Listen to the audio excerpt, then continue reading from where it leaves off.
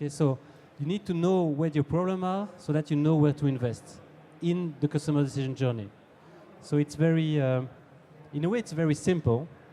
It's just that I'm put that on paper because I see that people have, there's so many levers those days that it's very hard to prioritize. So just an event example, so one of the things we did, like we do the open days for Odoo, it's like client days, 3 days, like 2,000 people in June, and it has some strong business impact. Of course, if it's a 3 days event, the people that come to our events, they are part of the community, they know us. Very few prospects that don't know us from anything. So it's a client day, a prospect day is a great way, or it can be half a day, it's a great way to nurture your leads because you can as well you kind of complement what you've done digitally through an offline event. Okay, so it's a great way to build ambassadorship, and in that case there was a lot of revenue associated to it. So the payoff was actually immediate. Okay, so we are digital, and we're talking about digital, but basically we see that the power of offline event is still really big, especially your own event with your own client. So it's not something to neglect. KPIs. So key performance indicators. So it's basically linked to the same objective. Okay, so you need more buyers, including the brand in the SES. So what is your awareness with buyers? So within your target group, how many people are going to buy? You need more buyers find the brand. So SEO tracking. For instance, I use a tool called SEO Profiler, which is very nice. It gives me a ranking of the top, I don't know, if I put 40 or 50 keywords. How do I rank in Google for those keywords? Like CRM software, because that's what we sell. How SAP is ranking, how Salesforce is ranking, how other competitors are ranking. Okay, so I can see basically how we are doing there in SEO. It's extremely important, of course, because once you don't see anything happen until you reach page 1. And then, of course, if you are in the top 3, then you see a major swing in traffic if you are on a popular keyword. So it's worth it's as well a long-term strategy, but it's worth taking the effort. Trade show leads, of course. So today we are at our booth over there, and we'll be tracking how many leads we got from it. It's very simple. You need more buyers that are evaluating the brand positively. So we are tracking the number of people that convert from visitor to lead. Now, if you are in e-commerce, it would be person conversion from visitor to sale. And how many offers did we won, and how many conversion we have on the leads? Okay, what is the percentage? And then we can track that to the campaigns, and then of course more buyers. The idea as well, and that's where of course we do have an asset, is basically in an ideal world, which is unfortunately not the case for everybody, but in our world, at least of Odoo, we are able to follow the journey, throughout the journey. Okay, so, well, we don't know where people go, we don't track people at every footstep and every website they go, but almost. So for instance, when we run a Google campaign, pay-per-click, AdWords is very expensive. We track it on the website and we track it to the CRM. So we know which AdWords campaign a lead has been there. The model of Odoo is not to sell online. We sell online, but not that much. We capture leads from a website, like people that start a free trial or fill in a contact form, and then we have a salesperson that will contact them and hopefully get them on board. But we track that within the CRM. Okay, so people that go to the website, either through remarketing, Google, or something else, we track them through the CRM. If they do participate to an event or they fill in a survey, we'll track them through a CRM. Even if they go to a shop visit, because we have an Odoo, a point of sale, we can track their visit at the shop and get that back to the CRM as well. And then we can do 2 things. We can measure the ROI per campaign, but down to the individual AdWords campaign and see what works, what doesn't. And we can as well do personalization, right? So we can say, we can do stuff like Amazon does. If somebody went to visit a page with an, a Sony TV, we can send them, and they didn't buy, we can send them a campaign basically saying, hey, you didn't buy that TV, why not? Because your mass mailing is integrated with our website visits, okay, so on CMS.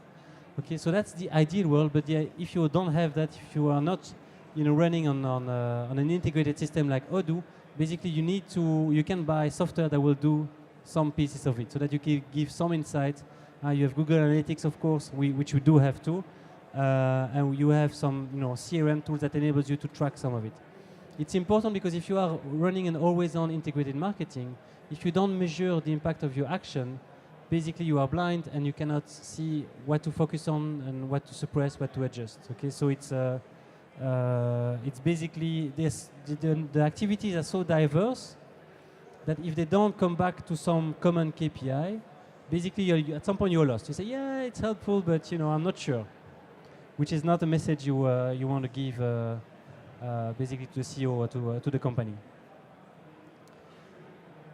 Another point is basically it's like don't rely on a single trick. Okay, so it's the right what I say about the right positioning.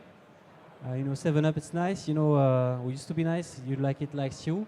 It's like that's all marketing, right? You have one brand, one motto. We do have a motto, which is grow your business with other apps, but we don't just rely on it. Okay, so it's nice. And the branding people, they always come back to that. They say, yeah, I know you need to have a strong brand, you need to meet something for people, and it's true to some extent, but it's not the whole truth. The whole truth is that first is that digital and offline channels are diverse and they can be targeted. Okay, which means that basically, even if you have 5 positioning, that's okay, because you are going to go personalize the message to your buyer in this channel. Second point is, I say it's like a salmon trap. I don't know if you know how a salmon trap is working. It's basically you start with a very big net, salmon goes into it, and a smaller net inside, and goes into an even smaller net, etc. And then you close it, and you're done. Okay, so basically you want to be music to your buyer first. You want to hear. He wants to hear what you want, what he wants to hear. So just tell him that, of course, but stay close to what you do. So if you're selling, cars, don't pretend you're selling phones, and then get him to where you want to be. Why? Because it's a journey. It's not a funnel. It's not a probabilistic game. It's an influence game. Okay, if you are influencing somebody, you're not going to be, completely cut off him. Say, yeah, okay, that's what you're interested in, but we don't do exactly that. Yeah, I think that's a bad, as a salesperson, it's a bad opening statement, right? So you have to work, you have to play the influence game, and in the influence, has a price to it, and you need to tailor the message to your channel. So just to come on that, don't be too honest. So I don't know if maybe you've seen that on LinkedIn. I'll let you read it on the left-hand side. Job interview, what's your greatest weakness? Honesty, I don't think honesty is a weakness, and I don't give a what you think. Okay, so you don't want to go that far, but if you're too honest, you put yourself in trouble, right? Like this lady at the job interview, or this man, I don't know. So if somebody requests a demo, maybe you just need to give him a qualifying call. Maybe the guy doesn't need a demo. And then you will spend the time to do a demo for a software once the prospect is qualified. If you are, if you are selling recruiting software, maybe you need to bid on HR software. Maybe it's good enough, right? So, or if I'm doing content marketing, my objective today is that if I want to be too honest, I would say, I don't know you, and I came here from Brussels. I spent 4 hours here, 4 hours back, not because I care particularly about you. I'm sorry. But because I want to get my brand out there, okay? So I'm kidding. I like you too. It's really at the end of the day, you don't have to be too honest with people, right? And I really like you.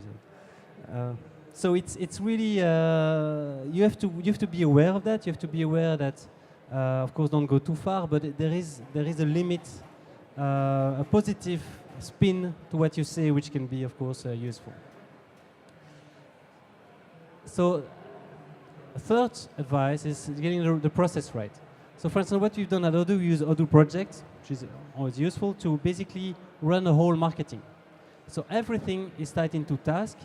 People can drag and drop the task into stages, and the stages move from backlogs like, yeah, it's a good idea, but I didn't have time to work on it, to like, yeah, I'm working on it, but it's not out there, to copywriting design. So we have like professional copywriters that review the content.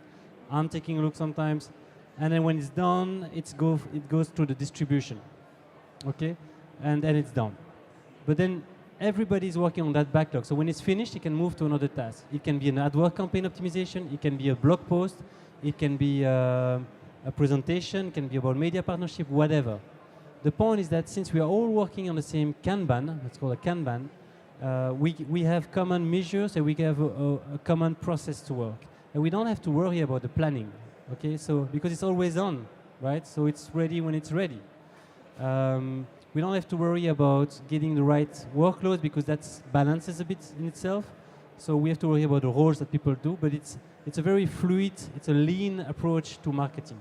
Okay, so it's running integrated marketing the lean way, and it's really helpful to get everybody as well on board of what others are doing. Okay, so it's a pretty important tool that we have. And then a part of that process, of course, we have to think sometimes, do measure, and then at the end of after that, kill expenditure. So after we've done through a cycle, we can decide either to kill an initiative. So we can say, okay, oh, it was nice doing AdWords, but they were really expensive, and we just can't get it right because they're just too expensive. So we just stop it. Or we can say, oh, well, that's just it. Maybe your bidding strategy was not too good, so let's do another review.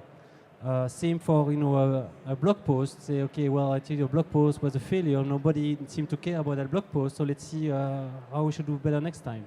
So that continuous improvement process, again, it's part of lean, and it's part of always on. You don't do that in traditional marketing a lot because you have so few big bets, like twice a year, that you cannot really adjust, right? You get it right, you get it wrong, and that's it. You move on.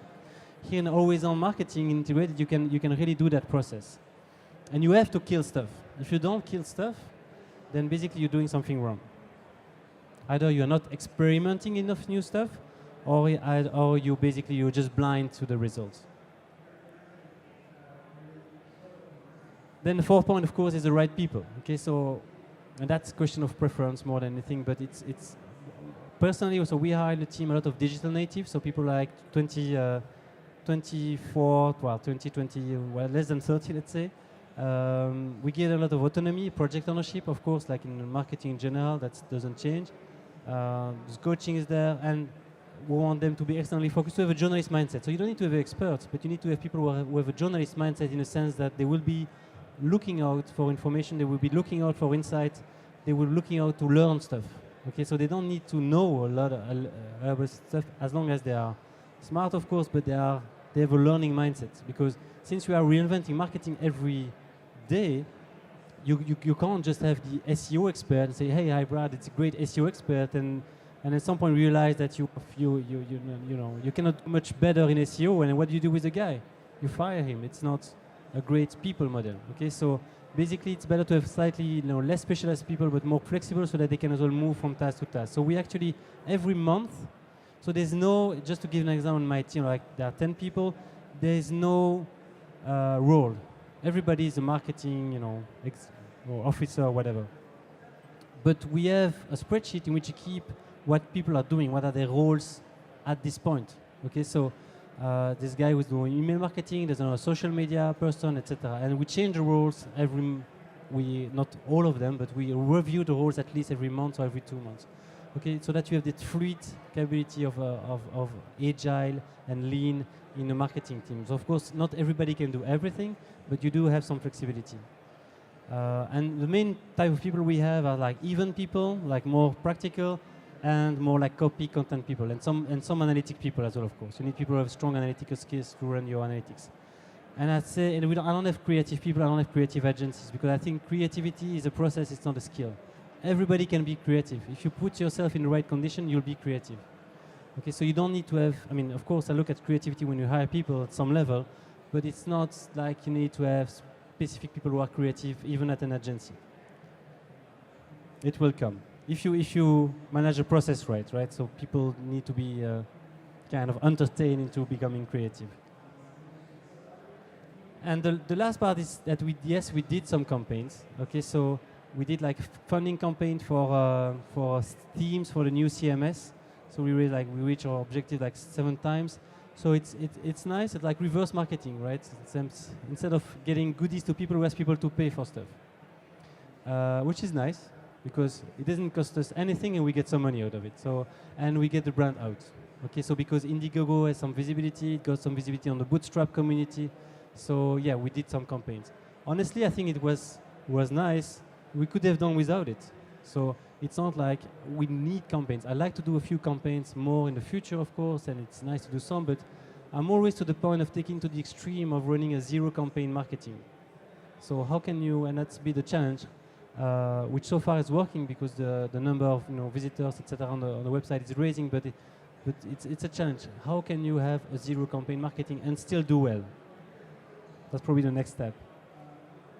That was it. So that was it for the day on the tips and running on marketing. So I still have maybe 5 minutes for questions. So any questions?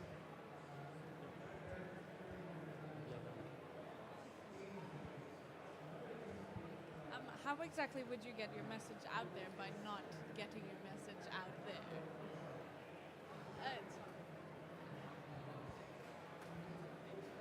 Okay, so the question is, just repeat the question. So how do you make sure you get your message out there without getting your message out there, right? Well, your message is still out there. It's just that it's out there on an ongoing basis to the people who want to hear it. So instead of trying to get lots of people very quickly on your website or whatever, you basically get a few people initially, and then you make sure those guys are convinced, and they buy from you, and then they become your ambassadors as well. So there's a virtuous circle, and then you raise from that. So you have to see it almost as a spiral, positive spiral, going outward.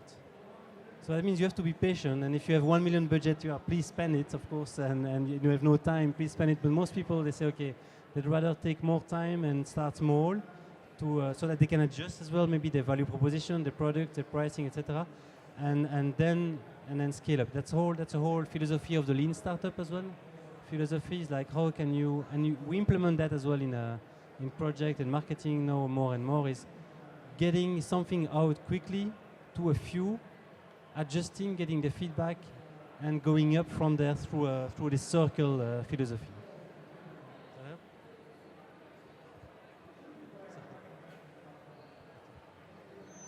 Any other question? Yeah. Yeah, you spoke about tailoring your position to your target audience. However, don't you think that will dilute your clarity in your brand and who you are? Yeah, it's a good question. So the trade-off indeed between diluting your brand and the quality, and it's really a discussion we have often as well with the executive, and sometimes I have with the board even.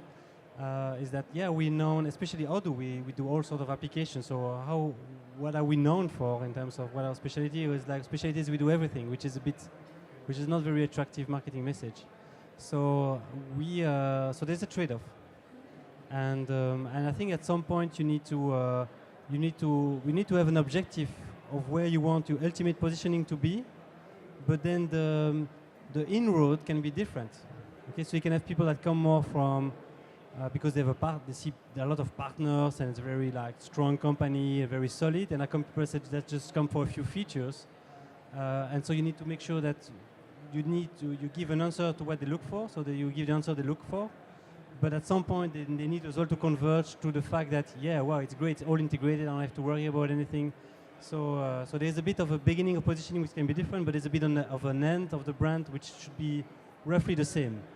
That's how we do it, but it's a trade-off. Any other question? No? Okay, then thanks a lot for your time. Appreciate.